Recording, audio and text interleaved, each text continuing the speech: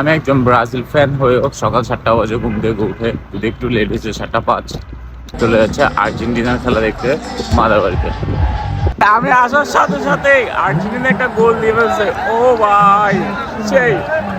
আর এখানে ক্রেজ, এতগুলো আর্জেন্টাইন ফ্যানের মধ্যে আমি ছিলাম একমাত্র ব্রাজিল ফ্যান, তাই আমাকে দেখে ওদের মনে পড়ে গেছে ওদের আব্বুর কথা।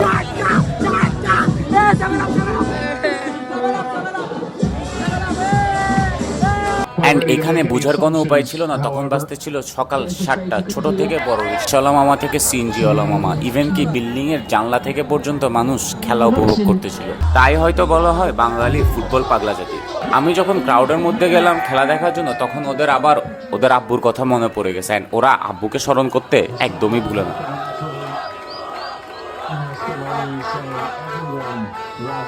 আমার মতে ব্রাজিল আর্জেন্টিনার এই রাইভেলিটা না থাকলে বাংলাদেশে হয়তো ফুটবল ক্রেজটা এত বেশি থাকতো না। অ্যান্ড এই রাইভেলিটাই মনে করা দেয় ইটস ওয়ার্ল্ড কাপ টাইম।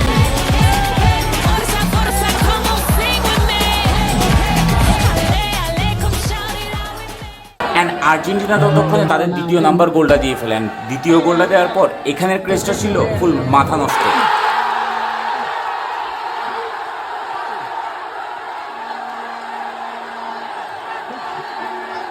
আমি ব্রাজিলকে সাপোর্ট করলেও ব্যাপারটা এমন না অন্য দলকে হেট করি, রাইভেলি থাকবে এটা অন্য ব্যাপার। তাই আমি এবং আমার বন্ধু হাবিব এবং কিছু বড় ভাই মিলে আসলে এই উদ্যোগটা নিয়ে খেলা দেখানো, যেটা আয়োজন ছিল মাদারবাড়িতে। অসংখ্য ধন্যবাদ সবাইকে এই সুন্দর আয়োজনটা করার জন্য। দেখতে দেখতে আর্জেন্টিনা তাদের 3rd নাম্বার গোলটাও দিয়ে ফেলেন। 3rd নাম্বার গোলটার উদযাপন দেখার পর আমার থেকে ফিল হয়েছে আর্জেন্টিনা বোধহয় আজকেই কাপ জিতে গেছে।